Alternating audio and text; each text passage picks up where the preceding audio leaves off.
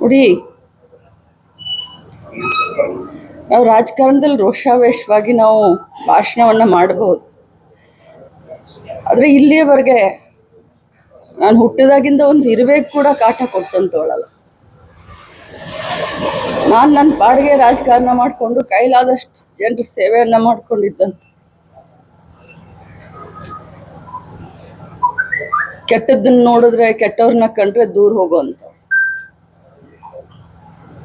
ಸ್ವಾಭಾವಿಕ ರಾಜಕಾರಣದಲ್ಲಿ ಇದೀವಿ ಅಂತಂದ್ರೆ ನಾವು ಸ್ವಲ್ಪ ಧೈರ್ಯದಿಂದ ಇರಬೇಕಾಗತ್ತೆ. ಆದ್ರೆ ವಿಧಾನ ಪರಿಷತ್ತು ಅಂತಂದ್ರೆ ಹಿರಿಯರ ಚಾವಡಿ, ಬುದ್ಧಿವಂತರ ವೇದಿಕೆ.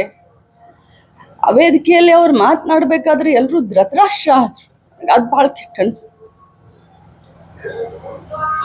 ಕೇಳಿದವ್ರು ಬಂದು ನನಗೆ ಪಕ್ಕಕ್ಕೆ ಬಂದು ಹೇಳ್ತಾರೆ, ಸಾರಿ ಅಂತ ಹೇಳ್ತಾರೆ. ಆದ್ರೆ ಯಾರು ಕೂಡ ಅದನ್ನ ಖಂಡಿಸ್ಲಿಲ್ಲ.